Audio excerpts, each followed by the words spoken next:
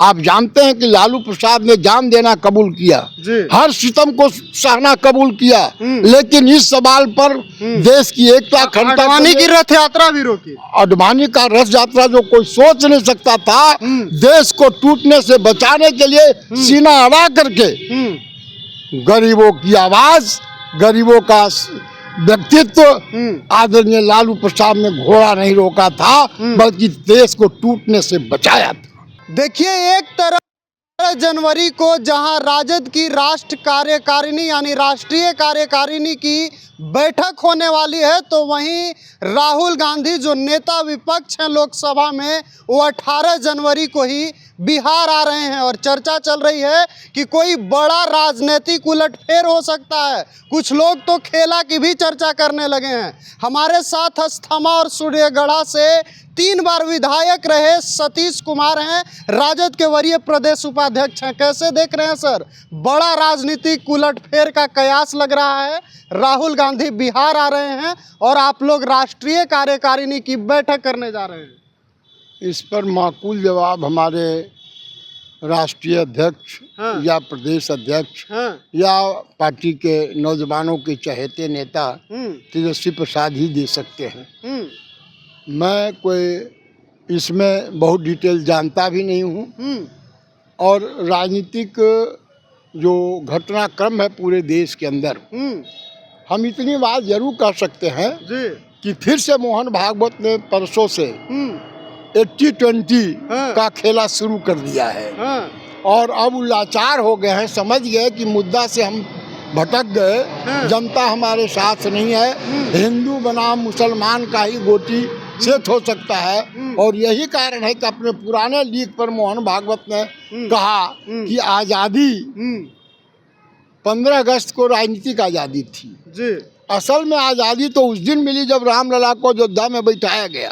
जाहिर बात है यह देश विरोधी नारा है, यह संविधान विरोधी नारा है।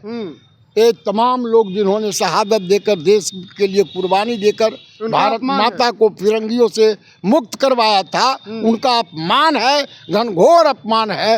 वास्तव में ऐसे वक्त में आप जानते हैं कि लालू प्रसाद ने जान देना कबूल किया, हर सितम को सहना कबूल किया, लेकिन इस सवाल पर देश की एकता अखंडता, अडवाणी की रथ यात्रा भी रोकी। अडवाणी का रथ यात्रा जो कोई सोच नहीं सकता था, देश को टूटने से बचाने के लिए सीना अड़ा करके गरीबों की आवाज, गरीबों का व्यक्तित्व आदरणीय लालू प्रसाद ने घोड़ा नहीं रोका था, बल्कि देश को टूटने से बचाया था।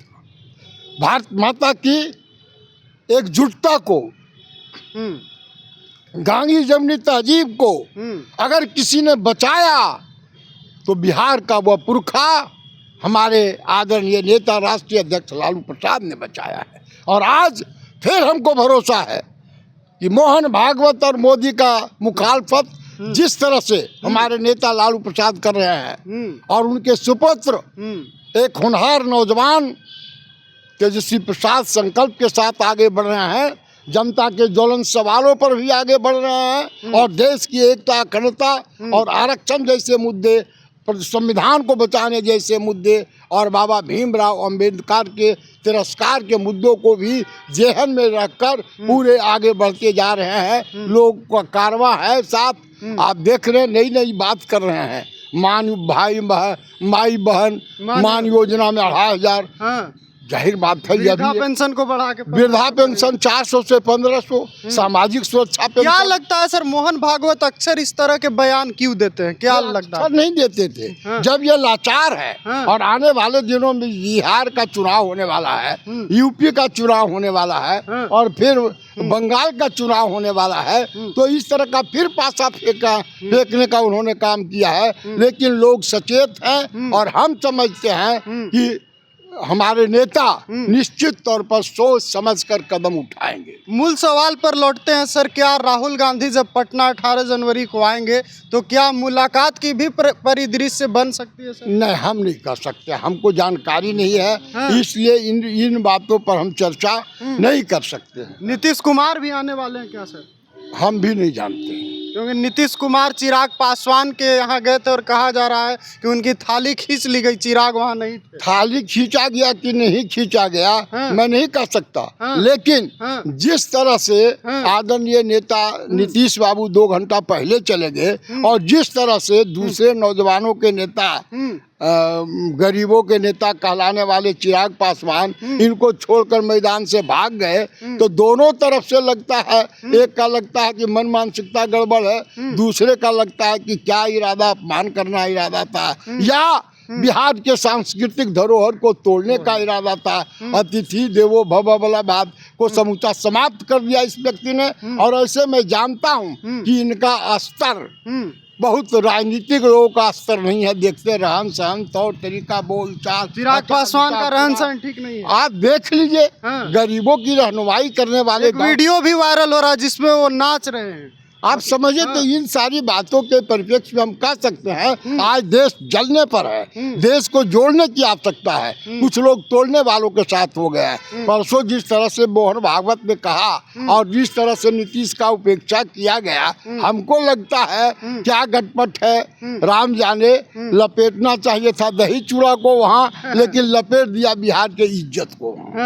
चिराग पासवान की मौजूदगी ना होना क्या एनडीए में खटपट को दर्शाता है?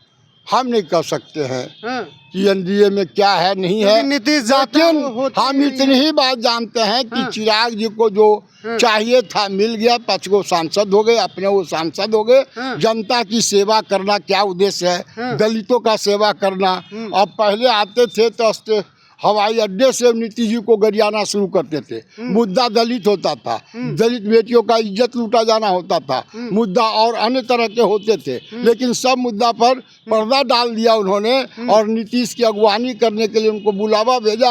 और किस तरह से आप कर रहे थाली खींच कर करके पूरे बिहार को कहा जा रहा है ऐसी राजनीति कर दिया, पूरे बिहार को शर्मसार कर दिया। दही चूड़ा कोई राजनीतिक गतिविधि नहीं है, लेकिन एक सामाजिक परिवेश में नए तरीके से लोग मिलन जुलन का एक रखे हैं। और इस मिलन जुलन में आप न्योता दे दीजिए और गायब हो जाइए। और न्योता लेने वाला भी 2 घंटा पहले चलावे, कुछ समझ में नहीं बात आती है, वही दोनों माकूल जवाब देंगे। चिराग पासवान के चाचा पशुपति पारस की भी नजदीकियां इंडिया गठबंधन से साफ दिख रही है। आपने दही चूड़ा का दृश्य देखा होगा, क्या लगता है आप लोगों ने पूरी तरह से न्योता दे दिया अपने गठबंधन में आने का? नहीं, नेता ने अगर दे दिया तो दे दिया, और कौन देने वाला है। नेता जाकर तो कहे कि अगर आएगा तो ठीक है, हम स्वागत करेंगे। आप लोग स्वागत करेंगे पशुपति पारस जी? नहीं, नेता जब कर दिए तो हमारा क्या औकात है भाई। तो चलिए, हमारे साथ सतीश कुमार थे और तमाम मुद्दों पर इन्होंने बेबाकी से बात की। हालांकि इन्होंने खेला को लेकर कुछ विशेष तो नहीं कहा, लेकिन इनके नाम में भी हाथ छुपा था, ये आप साफ साफ देख सकते हैं। और आपको बता दें कि मोहन भागवत का जो बयान है उसका पूरे तौर पर सतीश कुमार ने मुखालिफत किया है कि उनको ऐसा बयान नहीं देना चाहिए। वो हताश हैं, इसीलिए ऐसा बयान दे रहे हैं, लाचार हो चुके हैं। साथ ही और मुद्दों पर ये क्या कुछ कह रहे थे आप सुन ही रहे थे। फिलहाल के लिए इतना ही, बहुत बहुत धन्यवाद।